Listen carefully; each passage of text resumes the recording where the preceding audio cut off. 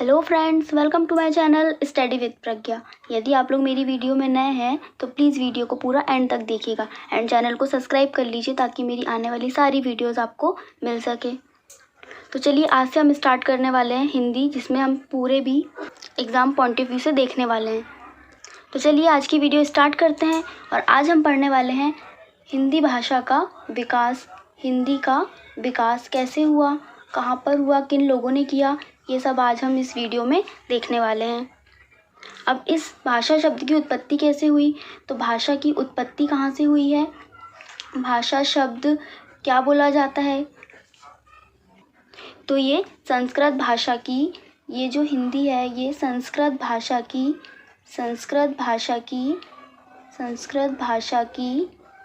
धातु से उत्पन्न हुई है। और गाइज़ आप लोग भी मेरे साथ अपने नोट्स बनाते चलिए ताकि आपको बाद में कोई दिक्कत ना हो। तो यहाँ पे लिख लीजिए आप लोग भी कि संस्कृत भाषा की किस धातु से, तो ये भाष धातु से उत्पन्न हुई है। इसका अर्थ क्या है, तो इसका अर्थ क्या होता है, बोलना या सीखना। इसके अर्थ में हम क्या लिखेंगे, बोलना या कहना। अब हिंदी भाषा के जो मुख्य अवयव हैं उनको भी देख लेते हैं। इसमें भाषा के जो मुख्य अवयव हैं वो कौन कौन से होते हैं, हिंदी भाषा के मुख्य अवयव कौन कौन से होंगे। इसमें मुख्य अवयव तो वो कौन कौन से हैं, वो हैं ध्वनि, शब्द, वाक्य और अर्थ। ये किसके अवयव हैं, ये मुख्य अवयव हैं हिंदी भाषा के। इसके बाद हिंदी शब्द की उत्पत्ति कहाँ से हुई है, तो हिंदी शब्द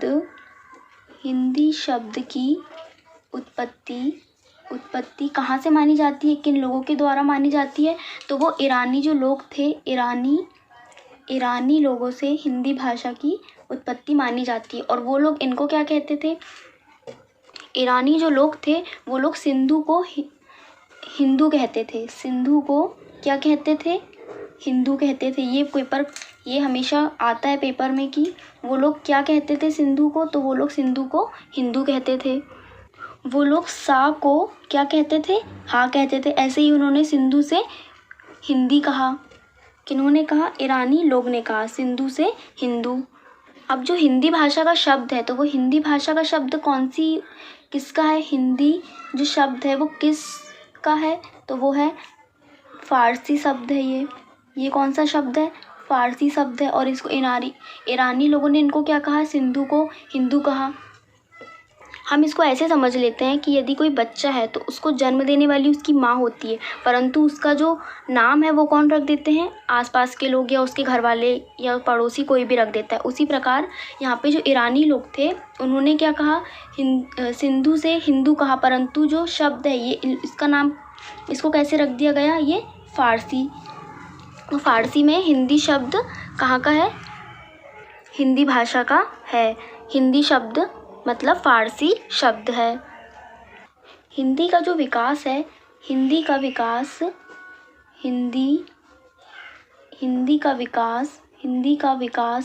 कहाँ से हुआ, आधुनिक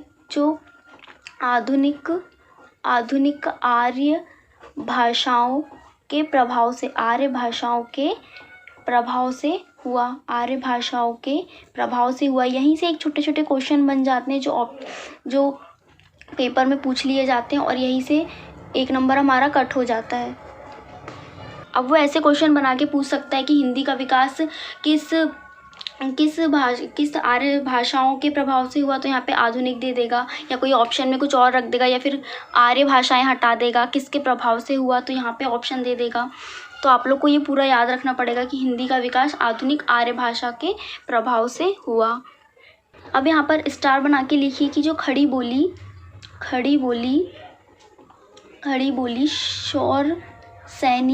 सौर सैनी अपभ्रंश, ये वाला याद रखिएगा, ये पेपर में पूछता है। अपभ्रंश भाषा से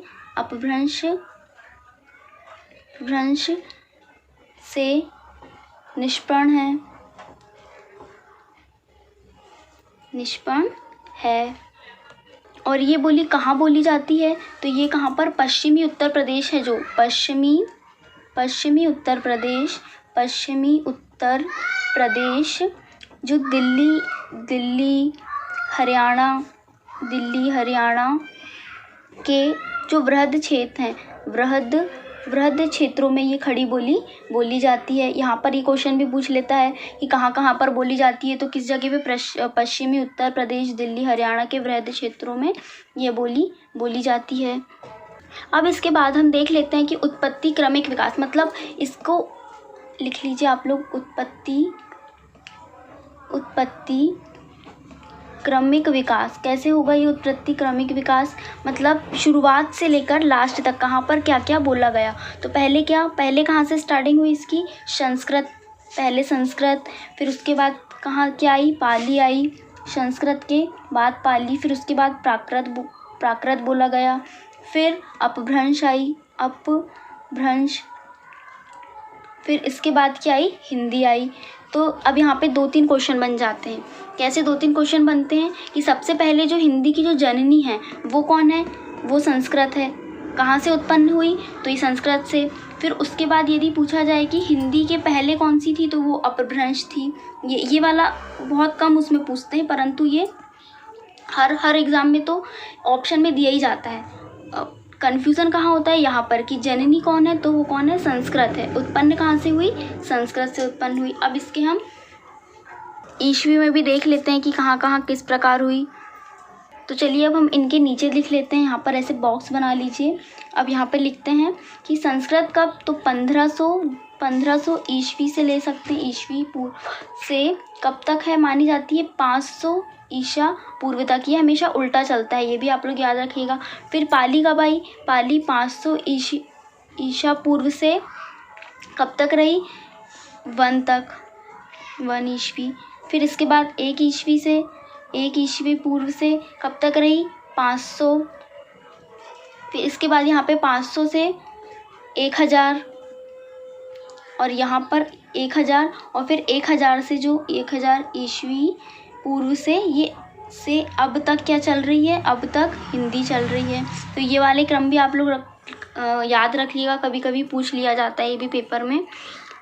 शुरू से लेके स्टार्टिंग तक कोई भी पॉइंट यहाँ से छूटना नहीं चाहिए, कहीं से भी पेपर में पूछ लेते हैं।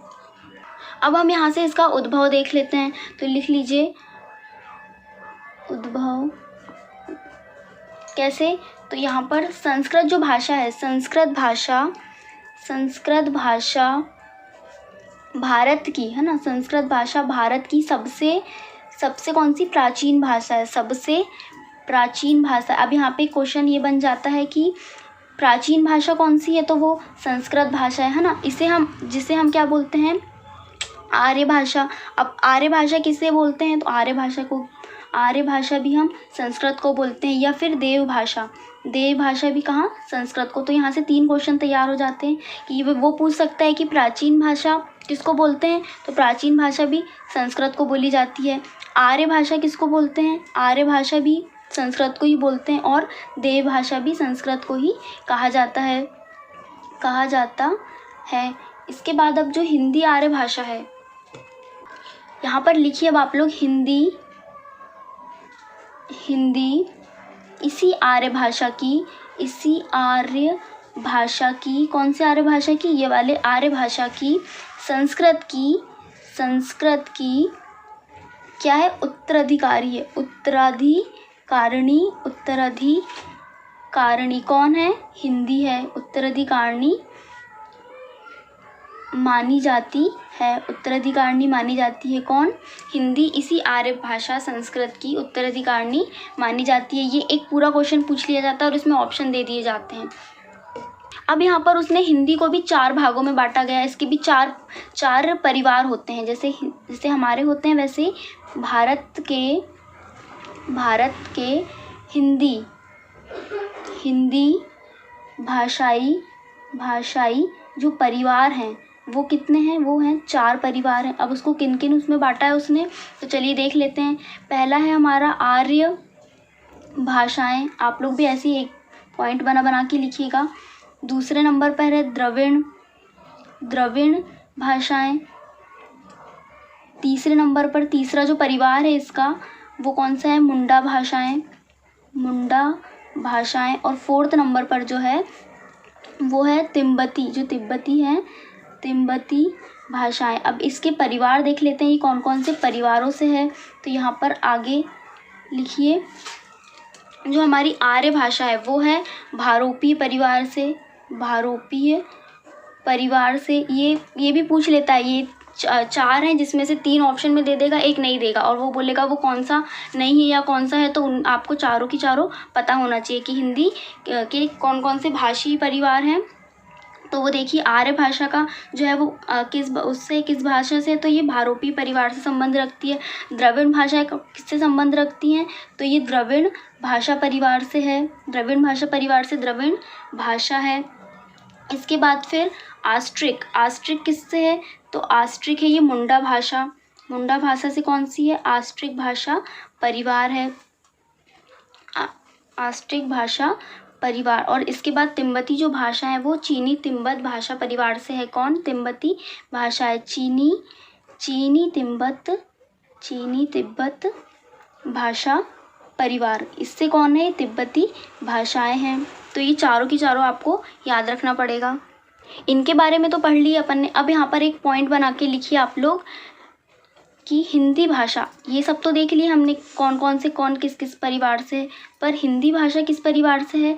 तो जो हिंदी भाषा का परिवार, हिंदी भाषा का परिवार वो किस भाषा से है, किस परिवार से है, तो वो है भारोपीय परिवार से। ये क्वेश्चन हमेशा ही आता है पेपर में कि हिंदी भाषा किस परिवार से है, तो हिंदी भाषा भारोपीय परिवार से है।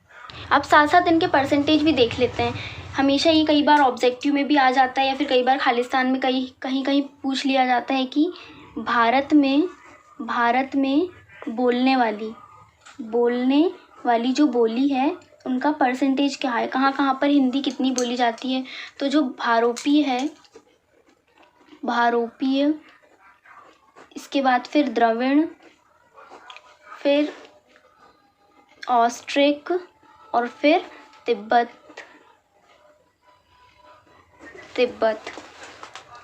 तो इनके अब परसेंटेज देख लेते हैं। वैसे ये तीनों तो नहीं पूछा जाता लेकिन भारोपीय हमेशा पूछी जाती है। तो ये भारतीय 73% बोली जाती है, द्रविड़ बोली जाती है 25%, ऑस्ट्रिक 1.3% और तिब्बती है 0.7%।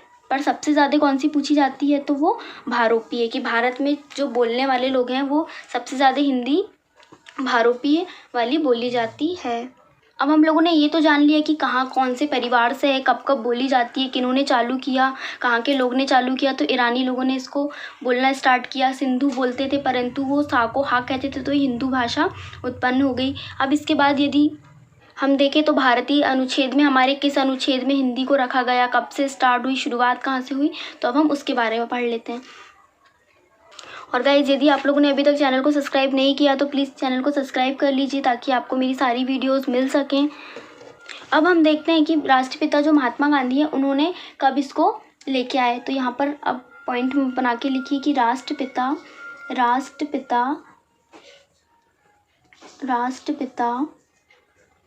महात्मा गांधी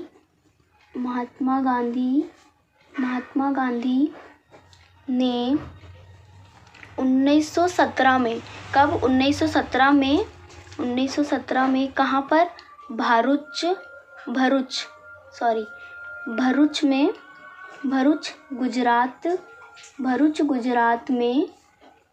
गुजरात में सर्वप्रथम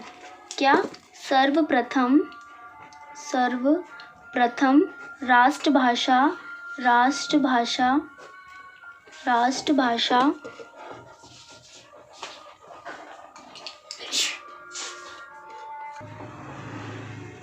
तो लिखिए आप लोग, राष्ट्रपिता महात्मा गांधी ने सर्वप्रथम कब, 1917 में भरूच गुजरात में राष्ट्रभाषा हिंदी को मान्यता प्रदान की। इसके बाद क्या, कब किया उसने, इसके बाद 14 सितंबर, ये डेट याद रखिएगा, 14 सितंबर 1949 को कब 1949 को संविधान सभा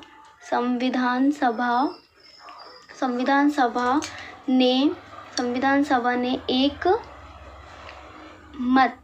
एक मत से हिंदी राजभाषा, ये मेन है अपने लिए, राजभाषा का दर्जा दिए जाने का, अभी तक दिया नहीं, अभी दिए जाने का, दर्जा दिए जाने का निर्णय लिया। अब अपने लिए यहाँ पर इम्पोर्टेंट पॉइंट क्या है इसमें, तो वो देख लेते हैं कि कब दिया। तो 14 सितंबर 1949 को, कब, किसमें, संविधान सभा ने, कब, एकमत होकर, सब लोगों ने एकमत होकर किसको, हिंदी भाषा को किसमें, राजभाषा, अपन यहाँ पे राष्ट्रभाषा, हिंदी भाषा को राष्ट्रभाषा नहीं कहते हैं, हिंदी भाषा को क्या कहा जाता है, राष्ट्रभाषा कहा जाता है, का दर्जा दिए जाने का यहाँ पर सिर्फ अभी निर्णय लिया गया।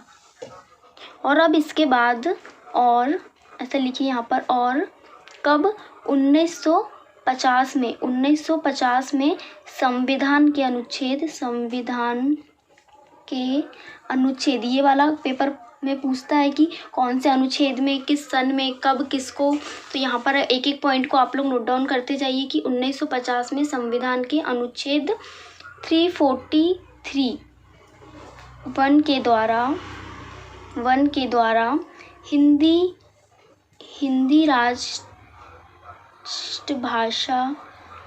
राष्ट्रभाषा नहीं, संविधान राजभाषा। हाँ, ये में अपना मेन है कि कहाँ पर, अब यहाँ पर आ गया कि संविधान राष्ट्रभाषा को हिंदी देवनागरी लिपि में, हाँ यहाँ भी ये भी पूछते हैं कि कब, तो देवनागरी लिपि में क्या, राजभाषा का दर्जा दिया गया। अब यहाँ पे 8-10 क्वेश्चन वैसे ही बन जाते हैं। देखिए, सर्वप्रथम राष्ट्रभाषा के रूप में कब किसने मतलब मान्यता प्रदान की, तो वो वहाँ पर सबसे पहले में क्या आ जाता है कि राष्ट्रपिता महात्मा गांधी ने। कब, 1917 में। 2 क्वेश्चन यही बन गए, सन बता दीजिए और नाम बता दीजिए। फिर कहाँ पर हो गया, तो ये भरूच, गुजरात में। फिर सर्वप्रथम हिंदी भाषा के रूप में मान्यता कब दी गई, तो अब यहाँ पर आ जाता है कि सिर्फ अभी दिए जाने का निर्णय कब लिया गया, तो 14 सितंबर 1949 को संविधान सभा ने सब लोग के एक मत से हिंदी भाषा को राजभाषा का दर्जा दिए जाने का निर्णय लिया। राष्ट्रभाषा नहीं बोलेंगे, यहाँ पर राजभाषा बोलेंगे। और 1950 में संविधान के अनुच्छेद 343 ए के द्वारा हिंदी राष्ट्रभाषा नहीं बल्कि संविधान राजभाषा को देवनागरी लिपि में, यहाँ पे पूछ लेता है कि हिंदी की लिपि कौन सी है, तो वो है देवनागरी लिपि में राजभाषा का दर्जा दिया गया। अब इसके बाद हम ये देखते हैं कि इसको हिंदी दिवस, ये वाला इम्पोर्टेंट है कि हिंदी दिवस कब मनाते हैं, हिंदी दिवस कब मनाया जाता है। तो अब यहीं से बनता है वो क्वेश्चन कि हिंदी दिवस कब मनाया जाता है, तो 14 सितंबर को हिंदी दिवस मनाया जाता है। और इसके बाद सेकंड पॉइंट में हिंदी दर्जा, है ना, हिंदी को दर्जा कब मिला, तो ये मिला था पूरा, इसका सन लिखिए, 14 सितंबर 1949 को। यहाँ पर हमारे 2-3 क्वेश्चन तैयार हो गए। अभी इसके बाहर पेपर में ज़्यादा और कुछ नहीं पूछता है, हिंदी भाषा से सिर्फ यही पूछा जाता है हिंदी दिवस, दर्जा कब मिली है, उनको किस संविधान से लिया गया, है ना, और इसकी लिपि क्या है, इसको राष्ट्रभाषा की राजभाषा कहा जाता है। यहाँ पर बहुत कन्फ्यूज़न हो जाता है। इसके बाद किन्होंने दिया, महात्मा गांधी ने। कब, 1917 में। कहाँ पर, भरूच, गुजरात में उन्होंने ये प्रस्ताव रखा था। इसके आगे फिर अब हम कुछ इम्पोर्टेंट फैक्ट देख लेते हैं जो कि इम्पॉर्टेंट है हमारे लिए। इम्पॉर्टेंट फैक्ट कौन कौन से होंगे वो, तो यहाँ पर पहला जो फैक्ट बनता है हमारा वो क्या है कि राष्ट्रभाषा प्रचार समिति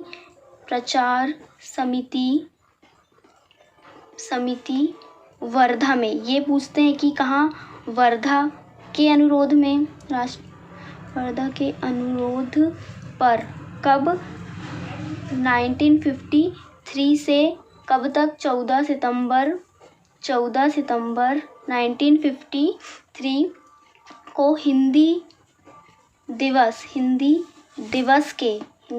के रूप में मनाया जाता है। यहाँ पर इम्पोर्टेंट करके आप लोग भी लिखिएगा।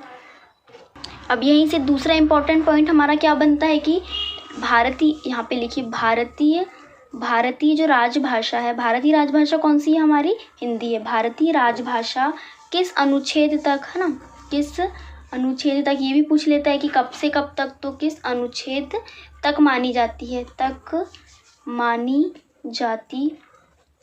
तो यहाँ पर पॉइंट करके लिखिए अनुच्छेद। यहाँ पर हमने ऊपर क्या देखे थे कि 343 ए के द्वारा हिंदी राष्ट्रभाषा संविधान में देवनागरी लिपि पर उसको दर्जा मिला, पर यहाँ पर पूरा कब से कब तक मिला? तो अनुच्छेद कहाँ से कहाँ तक है? तो अनुच्छेद 343 से अनुच्छेद 351 तक राजभाषा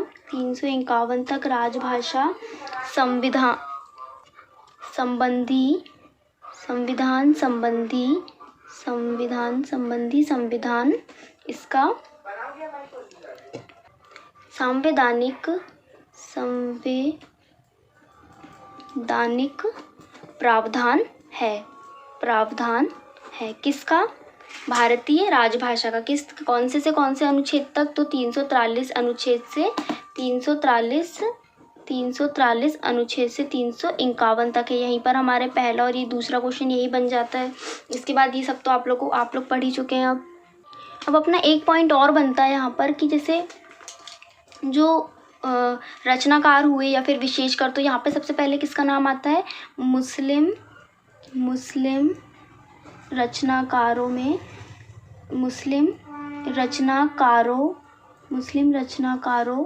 विशेषकर जो है यहाँ पर, विशेषकर कौन है? अमीर खुसरो। किसका नाम आता है हमेशा? अमीर खुसरो का नाम आता है। क्यों आता है? क्योंकि उसने क्या कहा कि मुस्लिम रचनाकार विशेषकर अमीर खुसरो ने इस भाषा में क्या कहा था? इस भाषा में क्या कहा? तो कहा क्या उन्होंने? यहाँ पर पॉइंट करके लिखिए। उन्होंने इसको क्या दिया? हिंदवी नाम दिया। किसको? हिंदी को। क्या कहा उन्होंने? हिंदवी कहा। ये वाला हमारा पॉइंट पेपर में आ जाता है कि मुस्लिम रचना जो कार है विशेषकर कौन? अमीर खुसरो। इसका भी नाम आ जाता है, इन्हीं का नाम आता है। मुस्लिम रचनाकार अमीर खुसरो ने हिंदी भाषा को क्या कहा? तो उन्होंने क्या कहा? हिंदवी कहा। क्या कहा? हिंदवी कहा। किसने? अमीर खुसरो ने। और इसी के आगे हिंदुस्तानी हिंदी को, है ना, हिंदुस्तानी हिंदी तथा उर्दू, यहीं पे लिखिए उर्दू की जननी भाषा कहा। क्या कहा? जननी भाषा भी कहा। इसके आगे पेपर में कोई ज़्यादा क्वेश्चन नहीं पूछेगा, जो भी है इन्हीं से पूछा जाता है। सबसे ज़्यादा इम्पोर्टेंट यही फैक्ट है हमारे, जो हम अभी पढ़ रहे हैं। अब इसके बाद कुछ और फैक्ट देखिए जो और पेपर में आ जाते हैं, तो वो यहाँ पर है। पहले स्टार बना के लिखते चलिए। अब ध्वनि भाषा की, ये अभी मेन लिख लेते हैं। अब ध्वनि भाषा की कौन सी इकाई है? तो ध्वनि भाषा की सबसे छोटी इकाई है कौन? ध्वनि भाषा की सबसे छोटी इकाई कौन सी है? तो वो है ध्वनि। ये क्वेश्चन बन जाता है। फिर इसे क्या कहते हैं? वर्ण। इसे वर्ण भी कहते हैं। आप लोग भी नोट्स बना रहे हैं अपने साथ साथ। वर्ण का अपना कोई अलग एक अर्थ नहीं होता। इसमें ये पॉइंट भी मेन है। 3 पॉइंट यहीं से बन जाते हैं। पहला क्या है कि ध्वनि भाषा की सबसे छोटी इकाई है, फिर इसे वर्ण भी कहते हैं, और इसके बाद फिर वर्ण का कोई अपना अर्थ नहीं होता। वर्ण का अपना कोई भी अर्थ नहीं होता।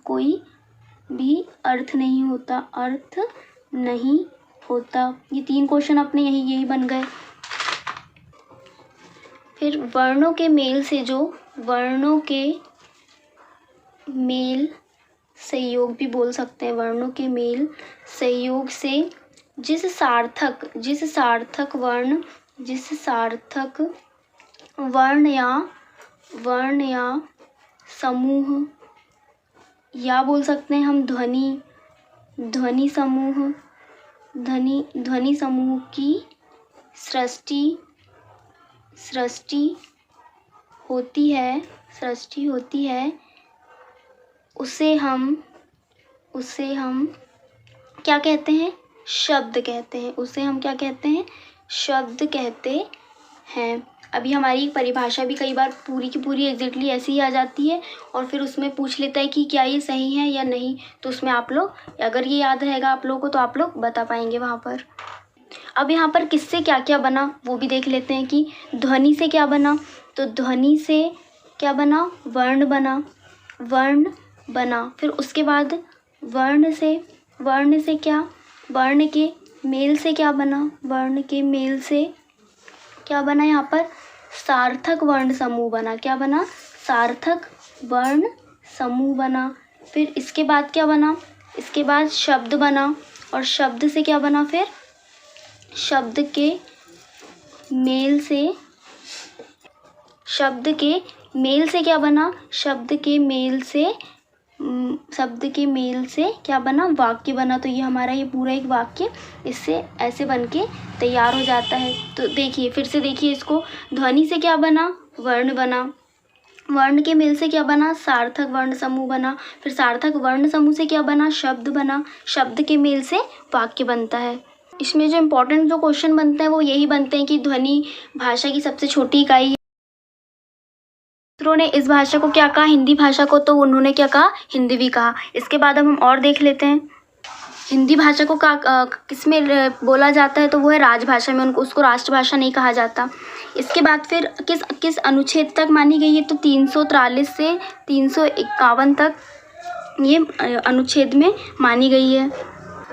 और यदि आप लोगों ने मेरी हिस्ट्री वाली वीडियोस नहीं देखे हैं तो उसकी लिंक मैंने डिस्क्रिप्शन में दे रखी है, आप उस वीडियो को भी जाकर देखिए। और यदि गाइस आप लोगों ने मेरा चैनल सब्सक्राइब नहीं किया है तो प्लीज़ सबसे पहले जल्दी से जाकर उसको सब्सक्राइब कर लीजिए, रेड बेल आइकन को प्रेस कर दीजिए ताकि आपको मेरी सारी वीडियोस मिल सके। Thank you guys, bye bye.